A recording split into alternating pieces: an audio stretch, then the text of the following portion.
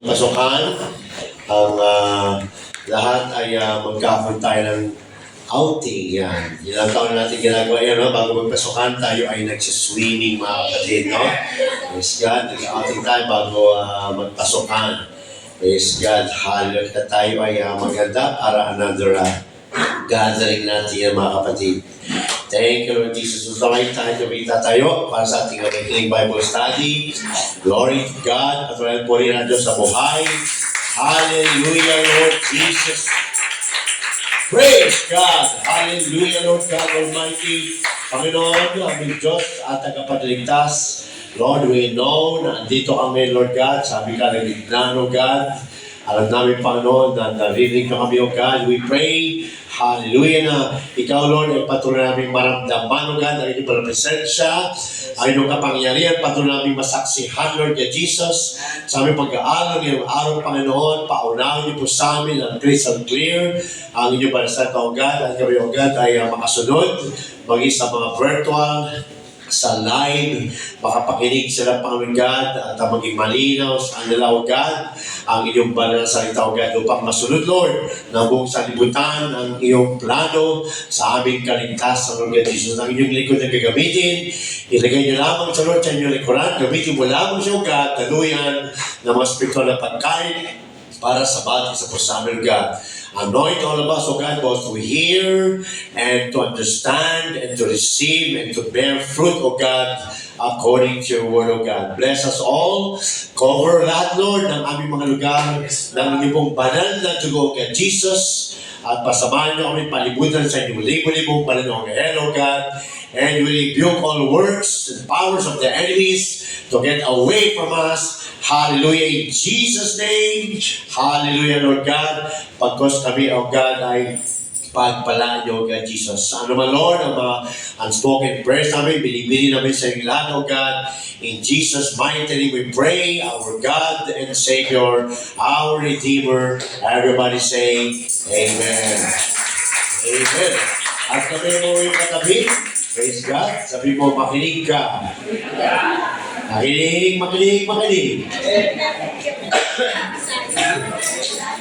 Praise the Lord. Hallelujah.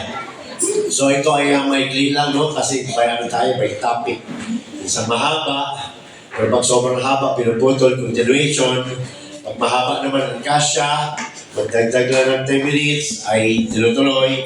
Pag maikli, maikli. Yan, praise God, no? So tayo po yung mag-aaral, no? So last time, napag-aaral natin na ang water baptism ay nakakaligtas. Diba? 1 Peter 3:21, no? Ang bautismo ay nagliligtas sa inyo ngayon. Yan, no? Pero para yun ay makaligtas, kinakailangan maisagawa ng tama. Dahil marami pong nagbabaptize ngayon na labas na sa salita ng Diyos. Tama yung versikulo, kaya lang mali ang application. Kaya wala rin, no? Kaya napakalaga, no? Malaman natin yung versikulo, praise God, at malaman yung tamang kaparaanan kung paano. Ano? Dahil kung iba, hindi mangyayari. Dahil si Lord pag nag-utos, specific. Specific si Lord pag nag-utos. Kaya kailangan yung pagsunod natin, yung pagsunod ng tao sa kanyang salita, kailangan pareho sa utos. No? Kaya sabi sa 1 Peter 3:21, ang bautismo ay nagliligtas sa inyo ngayon. No? Hindi yung paglilinis ng katawan, praise God, hindi yung paglilinis ng dumi ng katawan, kundi ito ay isang sagot na nagbumula sa may malinis na budhi. Yan, no? Praise God. So yung nagpapabautismo ay nakaunawa at sumunod. Praise God. So ang bautismo ay hindi pinipilit. Yan, no? Ipinapangaral. At kung may gustong sumunod, kailangan huwag hadlangan para mabautismo yung nag-decide magpabaptize. Amen. So ating topic ngayong araw ay, how should I be baptized? Paano ba ako dapat mabaptize? Praise God. Kasi sa panahon natin ngayon, marami na, no? May bautismo ngayon na iwiwisik ka na lang. Di ba? Wala naman sa Bible yun. Praise God. May iba naman, lubog nga, kaya lang, wala namang pangalan. So, kulang pa rin. May iba naman, baby pa, binabaptize na. Wala naman yan sa Bible, di ba? Kasi ang baby, hindi makapag-repent. Hindi rin pwede mag-repent si tatay para kay baby dahil kanya-kanyang repentance yan. Praise the Lord. Kaya, how should I be baptized? So, ang goal natin, no, is to explain through scriptures. No, lahat ng ating tinuturo ay biblical, scriptural. No, hindi tayo pwedeng lumabas dito. How believers should be baptized, no? Kaya makita natin sa Bible, mga kapatid, kung paano na-baptize ang mga mananampalataya. Praise God. Dahil ang ating Bible, yan po ang ating guide, mga kapatid, na dapat sinusundan. So, dito tayo sa Matthew 3:6. Basa natin, Matthew 3:16. Yan, Matthew 3:16. Yan, sabi dyan, and Jesus, when He was baptized, maging ating Panginoon Jesus, binaptize din siya, di ba, no? And Jesus, when He was baptized, went up straightway out of the water. And lo, the heavens were opened unto Him, and he saw the Spirit of God descending like a dove and lighting upon Him. So ano makita natin dyan? Maging ang ating Panginoon Jesus nung siya ay binaptize, no? Sabi dyan, lumabas siya straight way out of the water. Ibig sabihin, no, talagang nilubog sa tubig. Hindi wisik. Talagang nilubog sa tubig, mga kapatid, no? Praise God. So, dyan pa lang, no, ang baptismal mode ang ating tatalakay ngayong araw. Baptismal mode. Ibig sabihin, no, ito ay by immersion in water. Yan, immersion. As mentioned in the previous lessons, baptism comes from the Greek word baptizo. Yung baptism kasi English. No, ang baptizo ay Grego, Greek. Yan, no? Na ibig sabihin, by immersion. Yan. O kaya, to plunge. Sabi dyan, no? Comes from the Greek word baptizo, which means to plunge. No? Or bury, nilibing, or immerse. Yan. So, wala po tayo makita sa Bible na niwisikan ang tao o nilagyan ng tubig sa ulo. Wala. Lahat na na-baptismal sa Bible, nilubog. Yan, no? Hindi rin sinabi sa Bible kung saan. Ang importante ay nilubog. Kung ikaw binaptismal sa drum, kailangan malubog. Kung ikaw binaptismal sa dagat, kailangan malubog. No? Kung sa swimming pool, kailangan malubog. Praise God. No? Ang kasi doon, yung pagkalubog. Yan. Yun yung importante doon. Hindi yung nilubugan. Yes. No? Bakit? Mamaya, maunawaan natin, no? Pag binaptize tayo, kailangan nalubog ka. Yan. Praise God, no? Means to plunge, bury, or immerse. The definition of the word alone tells us that any other method is incorrect. Maliban dyan, maliban sa pagkalubog, lahat ng bautismo na hindi na dumaan sa paglubog, mali na. Yan, mali na. No? Binautismo ako, pastor, paano? Diniwisikan ako ng tubig. Mali yun. Yan, mali yun, no? Ay, ko, kumuha ng tasa, gano'n lang sa ulo ko, at pray ako, mali na naman yun, no?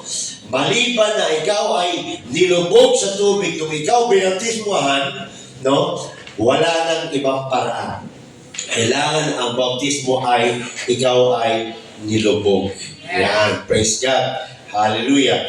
The definition of the word alone tells us that any other method is incorrect. Yan. May iba pang method, incorrect na siya. Hindi na siya tama. Bakit? Utos kasi yun ng Diyos. Baptizing them, no? At ang baptizing means lubog nyo sila. Yan, no? Baptizing them, ilubog sila. The word immerse means to plunge or deep. Yan, no? Deep, kailangan ilubog. Baptism is a type of the Lord's death. Yun kasi yun. No? Yung bautismo kasi ng tao, no, pag ikaw ay nailubog na, nagsisimbolises yun ng death ng ating Panginoong Hesus.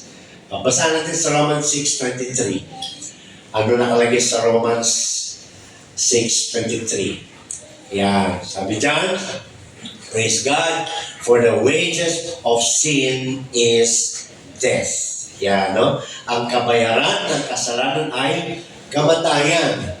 No? At sabi dyan, but the gift of God is eternal life through Jesus Christ our Lord. Sino gustong makatanggap ng gift? Taas ang kamay. Diba? Tayo lahat, no? At alam naman natin yung gift na yun. No? Sabi dun sa Acts 2:38-39, and ye shall receive the gift of the Holy Ghost. Yan, no? Pag natanggap mo yung Holy Ghost, meron ka ng eternal life. Praise God, no? Dahil yun yung nagbibigay ng buhay. Amen. No? Pag natanggap mo yung Holy Ghost na yan, Spirit of God, yan yung nakalagay sa Romans 8. Praise God, 7-13, no? Natanggap mo na ang Spirit of Resurrection. Spirito ng pagkabuhay. Bakit? Nung ikaw kasi ay nabaptize, nilubog ka na, yun yung iyong kamatayan sa iyong kasalanan. Namatay ka na. Nailibing ka na. For the wages of sin is death. Yan. Nailubog ka. Kaya, hindi ka pwedeng namatay ng niwisikan ka.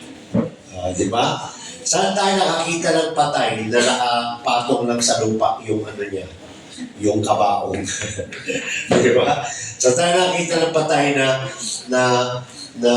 nasa taas ng lupa, yung kanyang kabaong, hindi nilagay sa ilalim. Yun, no? For the wages of sin is death. No? Ang kabayaran ng kasalanan ay kamatayan.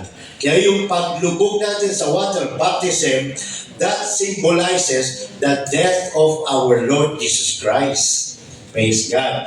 At pag tayo ay nagpabaptize in the name of our Lord Jesus Christ, no? Yung kanyang death, no? Na bayaran na tayo. Yan, no? Praise God. Basa natin sa Romans 6:3-5. Ito talaga ang tunay na pagtanggap kay Lord. Hindi yung mananalangin ka lang, tinatanggap mo lang siya bilang tagapagligtas. Hindi. Yun ang first step.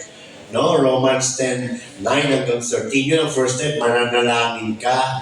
Tatanggapin mo siya. Pero ang sunod dyan ay yung action na. Kaya sabi dito ni Apostol Paul, mag-isip Paul, sinali niya ang kanyang sarili. Bakit? Binaptize din kasi siya ni Ananias. Nung tinawag niya siya ni Lord, binaptize din siya ni Ananias.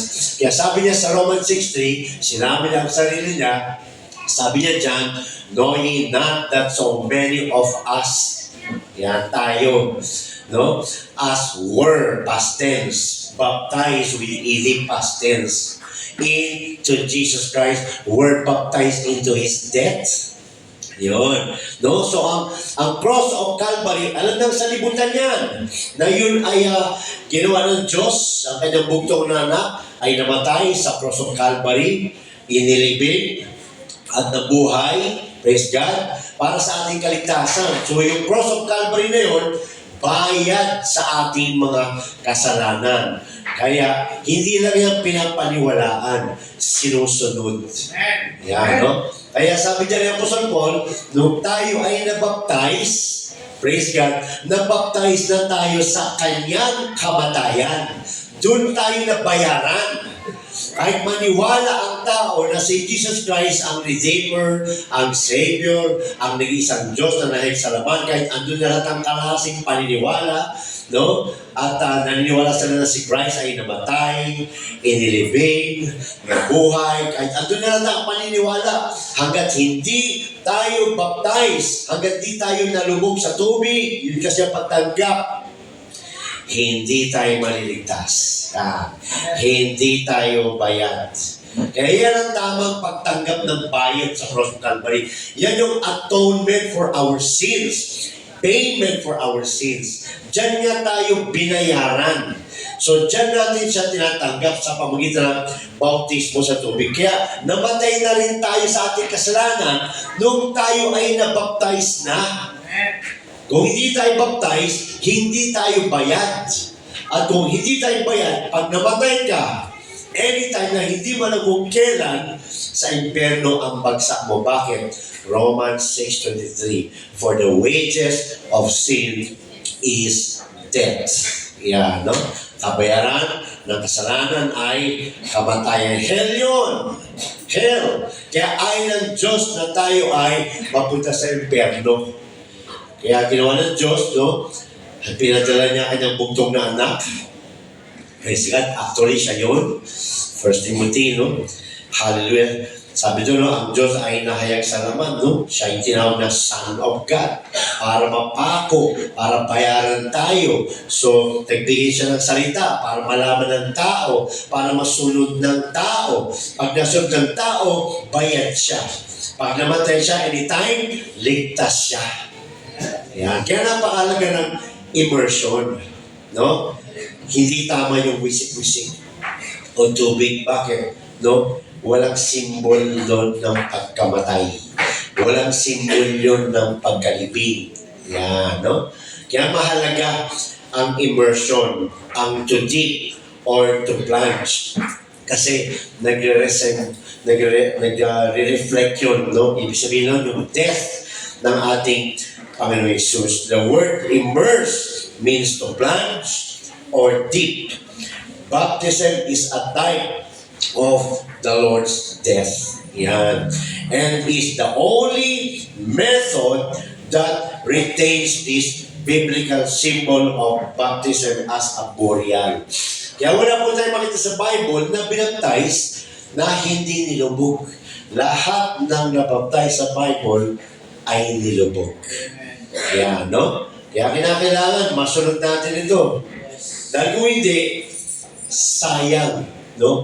Pagka ikaw ay baptized na, praise the Lord, at hindi na sunod yung tama, magpabaptize ka ulit.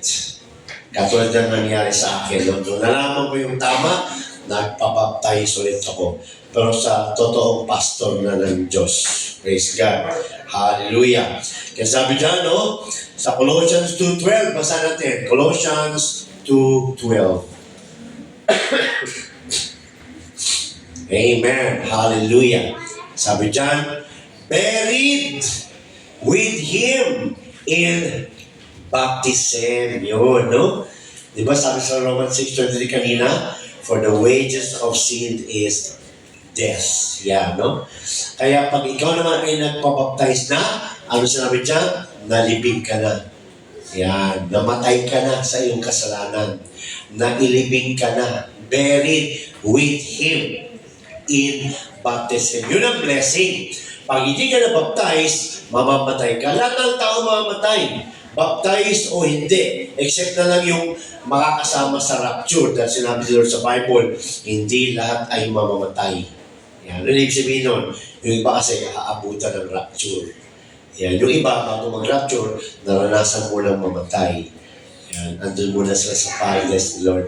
Habang hindi nag-rapture, nag-enjoy siya sa paradise ni Lord. Pero yung mga pagka-buhay na, maaaring matanda na hindi pa namamatay, pero baptized in the name of the Lord Jesus at may Holy Ghost, yun yung sinasabi ni God.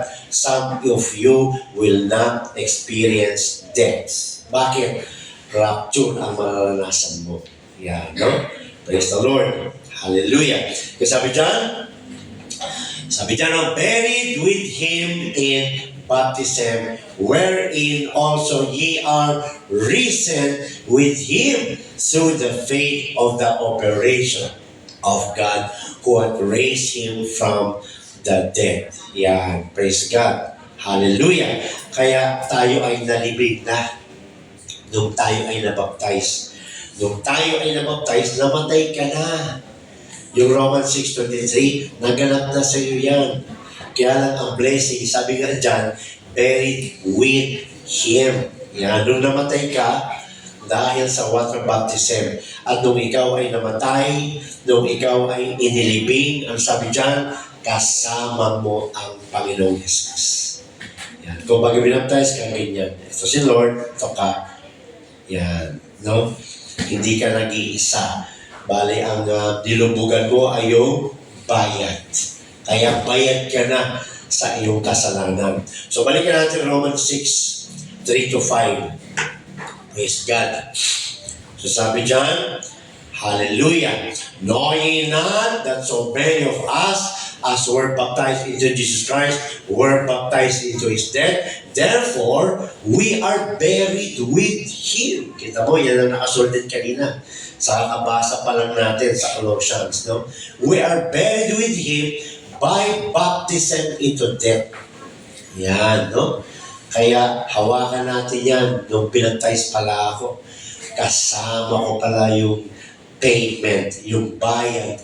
Doon ko pala natanggap yung bayad. Doon ko pala natanggap yung cross of Calvary ng ating Panginoon Kristo. Doon sa water baptism. Ang Holy Spirit, iba, tatak yun, seal, selyo. Praise God. No, ang water baptism, yan ang nagbubura sa ating nature as a sinner. No? Hindi ka na sinner. Kaya huwag ka ng tatay dito, sasabihin mo, ako ay isang makasalanan, mali yun. Kasi bakit hinugasan ka na ng Diyos? Bayad ka na. Hallelujah.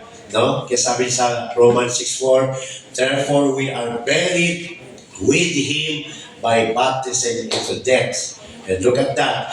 That like as Christ was raised up from the dead by the glory of the Father, even so we also should walk in newness of life. Kung paano namatay si Lord, namatay ka na rin nung ikaw pinagtais, kasama siya. Kung paano siyang binuhay ni God, bubuhay ka ni God sa pagtanggap ng Holy Ghost. Yan, no? Praise God. Kaya sabi sa Romans 6:5, for if we have been planted together in the likeness of His death.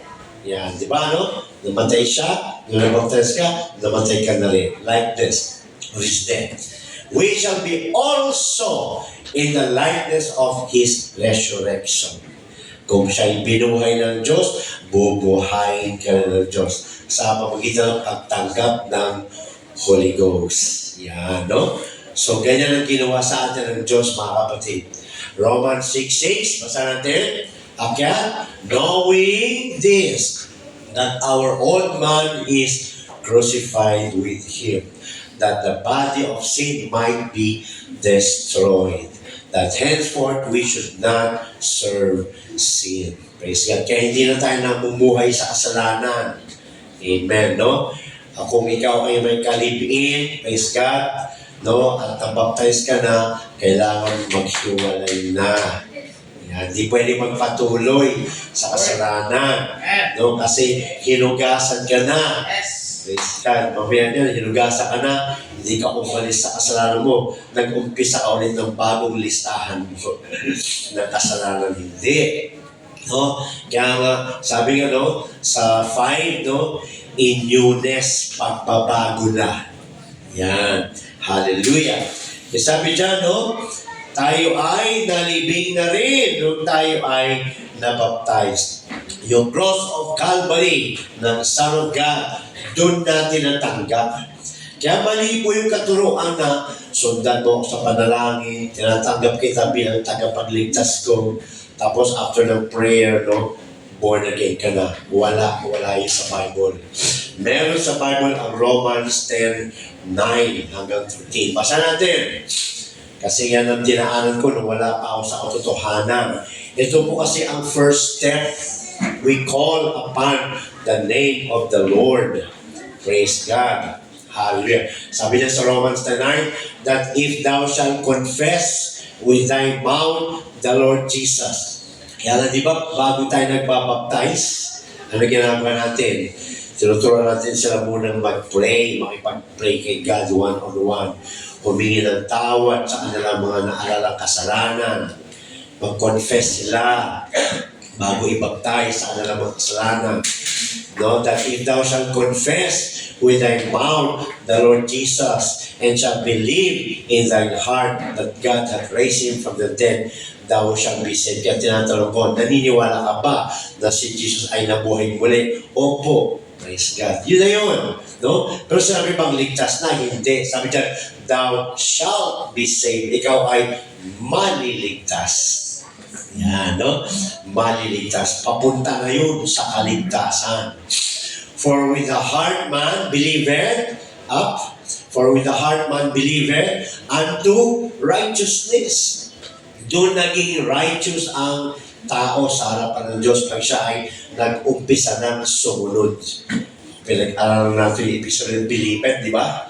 Praise God. Yung believeth ay sumusunod, gumagawa. Hindi lang sa puso, hindi lang sa isip. Doon tayo naging righteous. And with the mouth confession is made unto, papunta yan sa salvation. Confess mo na siya. Praise God. Humingi ka na ng tawad sa Kanya. Pero susunod dyan yung action.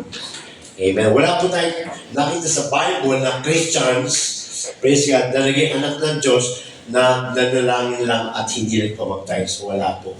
Lahat ng Christians sa Bible ay binaptized in the name of our Lord Jesus Christ. Lahat nilubog sa tubig. Amen, no? Yung iba maganda, nilubog sa tubig, mali naman yung pangalan. Yan ang ating next subject, next week, no? Maganda na sana, andun yung pananampalataya, andun yung pagsunod, andun yung action, andun yung paglubog, nagkamali naman sa pangalan. No? Ang pinautismo ay yung titulo, wala rin. Dahil ang pangalan ang nagliligtas, hindi yung titulo. Praise God. Hallelujah. So, tignan natin. Should you be immersed or sprinkled when baptized? So, ikaw ba ay dapat na ilubog o sprinkled? Yan. Tignan natin. Buksan po natin sa John 3:23. John 3:23.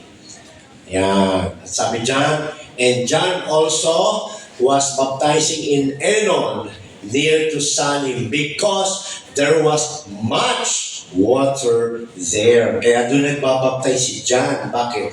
Dahil maraming tubig. Ibig sabihin, pwede siya maglubog. Yan, ng tao. Praise God. And they came and were baptized. Di ba? Kaya yun doon nagbabaptize si John. Praise God. Dahil maraming tubig doon. Ibig sabihin, lahat ng pinaptize ni John doon ay nilubog. Yan. Buksan natin sa Acts 8:39. Acts 8:39. Praise God. Sabi John, Acts 8, verse 39. Hallelujah.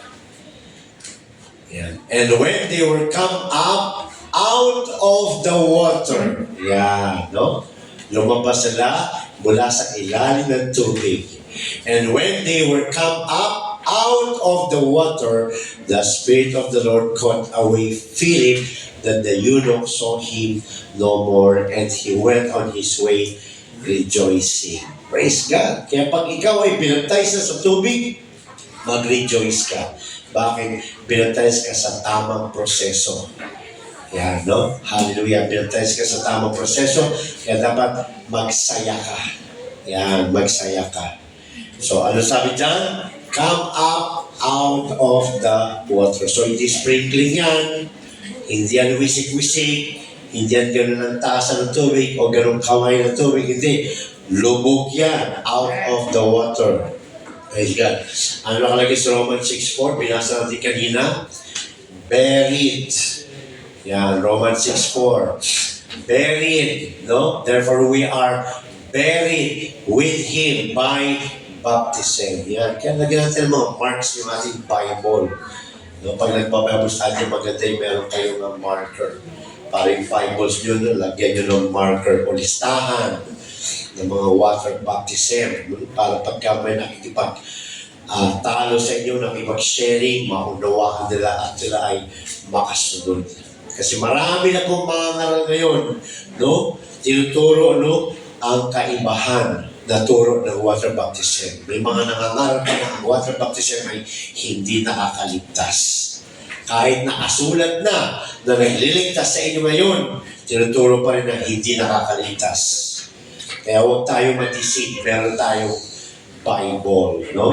Huwag tayong bumili dahil magaling mag-English o magaling magturo o magaling mag-preach. Ang ating guide ay God's Word, no? Yan natin pinag-aaral every Wednesday, no?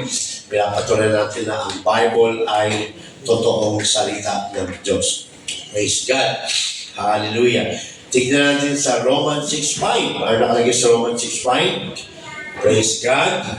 For if we have been planted, planted together in the likeness of His death, we shall be also in the likeness of His resurrection. Ano?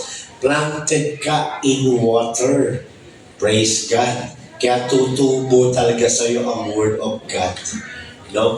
Planted ka. Nung ikaw ay nilibing, nung ikaw ay binaptize, ikaw ay nilibing, praise God, at dyan ka na rin tinaliman ni Lord, mga kapatid. Praise God. Hallelujah. Kaya wala po tayo makita sa Bible talaga. No? Naliwisikan lang. The early church, pag sinabi early church, no, yan po yung mga inumpisa nila Apostol Paul, nila Peter, yung sa Antioch na nag-umpisa. The early church definitely taught and practiced baptism by immersion. No, maging ang unang church, yan ang kanilang tinuro, yan ang kanilang practice. Lubog lahat. Praise God. If you were not baptized in this way, then you need to be. Kaya kung sino man sa atin ang hindi pa nababaptize ng lubog, praise God, kailangan mo magpabaptize ulit. Yan, no? Kailangan, praise God. Hallelujah. Ephesians 4:5 says, basa natin, Ephesians 4:5. One Lord, one faith, one baptism. Yan, no? Hindi po maraming klase ang baptism. Isa lang. Kaya kung hindi tayo nabaptize ng tama, ulitin mo. Praise God. Dahil kahit 10 beses ka may baptize ng maling proseso, hindi ka pabayad. Pero kung baptize ka na sa tama, 1 beses lang, hindi na kailangan ulitin. Dahil bayad ka na, hinugasan ka na. Isa lang ang baptism. Praise God. Hallelujah. One Lord, one faith, one baptism. Paano yung infant baptism? Di ba? May mga infant baptism na ginagawa sila ngayon. Praise God, no? Yung baby, no? Binabaptize na ng karig. Di ba? Paano yun? Praise the Lord. As with the sprinkling, infant baptism cannot be found in the New Testament church. Tanda natin, no? Apostles' doctrine ang hawak natin. Word of God, no? Church of God ang ating guide. Hindi yung mga iglesia ngayon. Praise God, no? Wala po sa record nila noon na kahit na isang baby o bata na wala pa sa isip, praise God, ay binaptize na. Naalala ko rin ako sa pawang tatay. Sabi ko, bakit ibinabaptize na yan? Sabi ng tatay, ako ang nagre-repent para sa kanya. Mali. Wala. Hindi pwede mag-repent ako para sa kanya. Hindi. Dahil ang baptism, kailangan may understanding. Kaya ka nagpapabaptize dahil naunawaan mo. Hindi ka nagpapabaptize dahil naunawaan ni nanay. Hindi. Kailangan ikaw ang nakaunawa. Naalala ko, meron ako sinara isang pamilya. Baptize na silang lahat. Isa na lang hindi. Pagkatapos ko magturo, sabi ko, gusto mo, Brad, magpabaptize? Sabi na hindi pa baptize na bunso. Opo, naunawaan mo, Opo. Gusto mong sumunod? Opo. Sige, let's go to water baptism. Bigla nagtaas ang kamay yung dalawang kuya. Ako din po, sabi ng isa, ako din po. Bakit? Di ba baptize na kayo? Opo. May ba't ka magpapabaptize ulit? Kasi pinilit lang ako noon ng nanay ko eh. See? Kaya kung sino man dito ang nabaptize na, dahil pinilit ni best friend, pinilit ni lola, pinilit ni nanay, kinakailangan mabaptize ulit. Buksan natin, 1 Peter 3:21. Bakit? Yan. No? 1 Peter 3:21. Sabi dyan, hallelujah. Ito ay the like figure, para siyang figure sa paligid ng tao. May baptistry, may pastor, at andyan sa loob ng tubig yung magpapabaptize. So para siyang figure. No? The like figure, and whereunto even baptism doth also now save us. Nagliligtas ang water baptism. Not the putting away of the filth of the flesh. Hindi ito nagtatanggal ng dumi ng katawan. Bagong ligo ka, praise God, o madumi ka, pag lumublob ka sa tubig, maaaring lumutang yung dumi mo sa tubig, pero hindi yun ang purpose doon. No? Praise God. Ano ang purpose doon? But the answer, of a good conscience toward God. Napakaganda nung time na yan. No? Ito ay mo ang figure lang sa harapan ng tao, naligo ka o hindi, once na lumubog ka dyan. Yung action mong yan yung laman ng konsensya mo towards kay God, hindi kay pastor.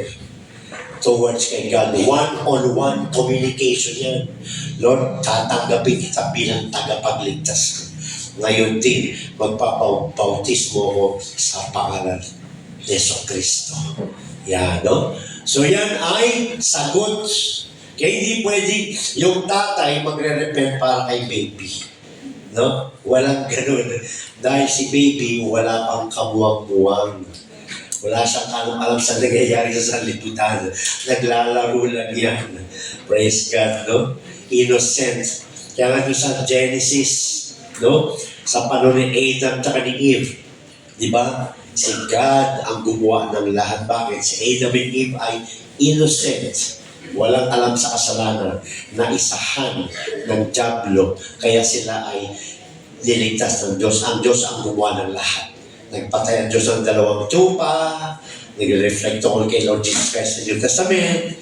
Nagkaroon ng bububo ng dugo sa Garden of Eden. Nag-reflect sa blood, precious blood of our Lord Jesus Christ. At binihisan sila ni Lord ng damit ng tupa.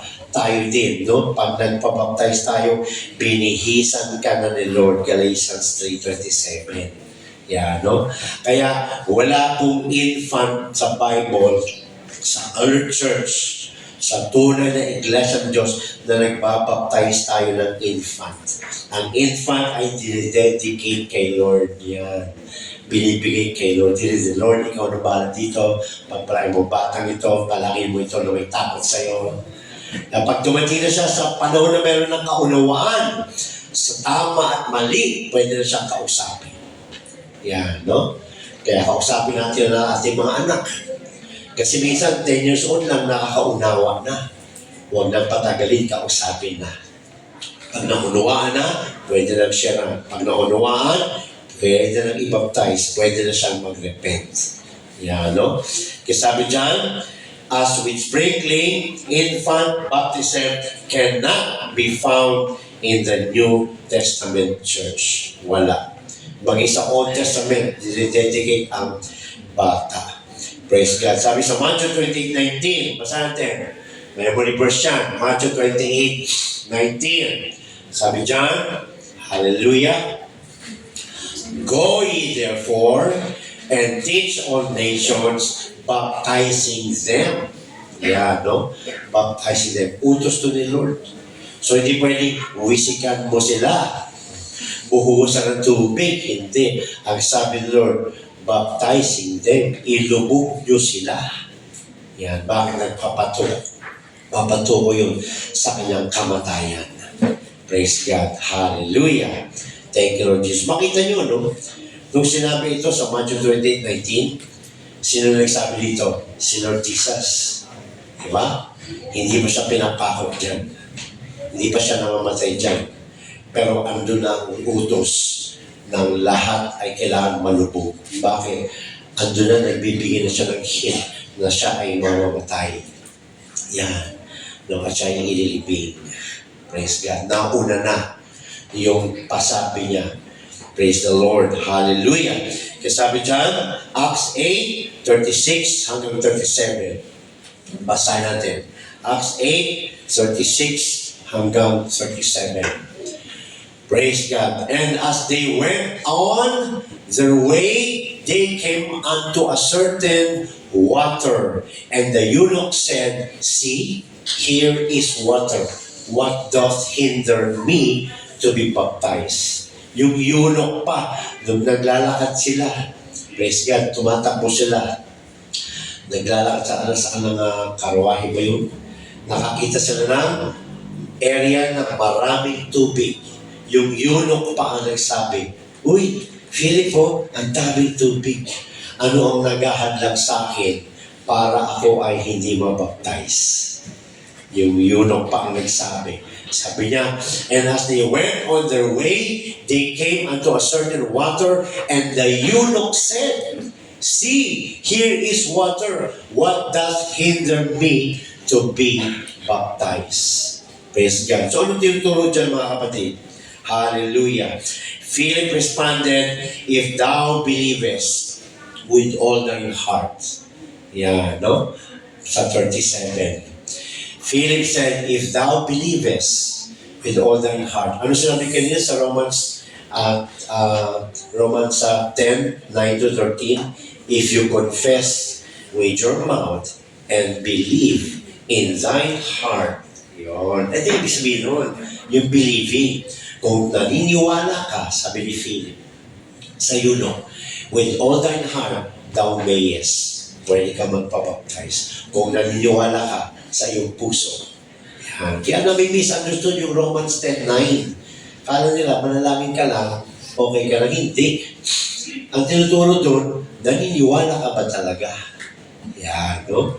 Kaya sabi dito ni Philip, sa Acts 8:37, If thou believest with all thine heart, thou mayest. And he answered and said, I believe that Jesus Christ is the Son of God. Kaya siya ay binaptize. Ganun yun, mga kapatid, no? Hallelujah. Believing is a prerequisite of baptism. No? Ano yun? Believing is the prerequisite of baptism. No? Importanteng requirements. Basta natin, Mark 16:16. Yan, no? Prerequisite. Ang believing, tsaka yung action, hindi pwedeng magkahiwala yun. Required ng believing ang pagsunod. Yan. Kaya sabi dyan, He that believeth and is baptized shall be saved. Maliligtas. But he that believeth not shall be damned. So ang believing, prerequisite siya ng water baptism. So ano ibig sabihin prerequisite? Requirement ng water baptism ang pananampalataya, ang pagsunod. Kaya sabi ng eunuch kanina, I believe. Yan. Kaya siya ay nagpabaptize.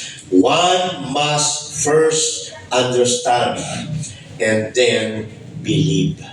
Kaya kung meron ditong napilitan lang, yan, ng best friend, napilitan lang, may brother, magpabaptize ka ulit mamaya. Kasi napakaganda ng pangalamdam niyan.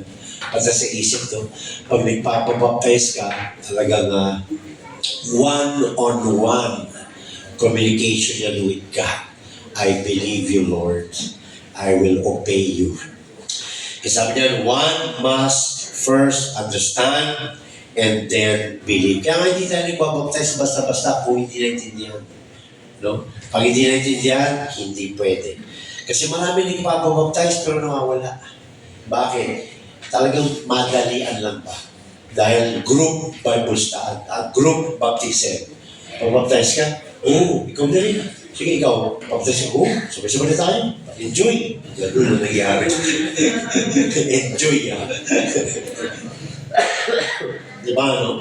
Dahil kasama si best friend, dahil magbabarkada, nag-design yung isa. Ako na rin, sige, ikaw pa pamabdes ka. Oo, okay na rin ako. Wala man lang nagtanong na, uluhan mo pa. Seryoso ka ba? Or talagang magbabarkada eh. Di ba, usapan natin kung saan ka, doon tayo. Mahirap yung ganyan, no? Kailangan nagpabaptize ka dahil naunawaan mo ang magagawa sa'yo ng Diyos sa water baptism. No? Hallelujah. Kaya kailangan bago siya magpabaptize, kailangan naunawaan niya na ang water baptism ay nagre-remit ng kasalanan. Yan ang power ng water baptism. Magkakaroon ka ng remission of sins. Dahil bakit? Dahil ang sins natin ang dadala sa atin sa impyerno. The wages of sin is death. Kaya hindi totoo sa barkada. Hindi totoo kay nanay o kay tatay. Tungkol to sa'yo. Praise God. Tungkol to sa'yo. Kaya kung naunawaan mo, praise God, wala nang iba makapag-design para sa'yo, kundi ikaw mismo. Bakit? Hindi mo alam kung kailan ka babawian ng buhay.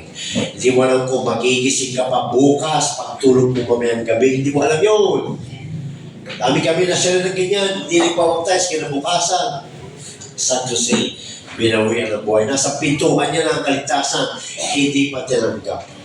Pero naunawaan, yan, dahil daming dahilan. Sabi dyan, one must first understand and then believe. You need to repent before you are baptized. Hallelujah. Recognize your sin. Yan. Confess your sin. Turn from your sin. Yan. Commitment ang water baptism, mga kapatid. Commitment. Hindi ito para makasali ka lang sa group ng church or para makasali ka lang sa ano. Hindi. Commitment po ito. Kailangan maging malinaw ito sa mga tao na pag nag-decide ka magpabaptize, you are already committing yourself unto the Lord. Yun. No? Praise God. Kasi sabi dyan, baptism should first be understood by the person. A child should be old enough to receive teaching. Yeah, no? Believe and repent of his or her sins before being baptized. Based on the Word of God, we are able to conclude that the only biblical method of baptizing people is by immersion in the name of Jesus Christ. Praise God, no? Pastor, sabi doon sa Matthew 20:19, baptizing them in the name of the Father, and of the Son, and of the Holy Ghost. Bakit? Nung nag-baptize tayo mga apostles, nag-baptize sila in the name of the Lord Jesus Christ. Yeah. Kaya yan ang ating next subject. Ang ating next subject next week is the importance of the name. To God be all the glory. God bless everyone. In Jesus' name. Amen. Thank you, Lord. Hallelujah.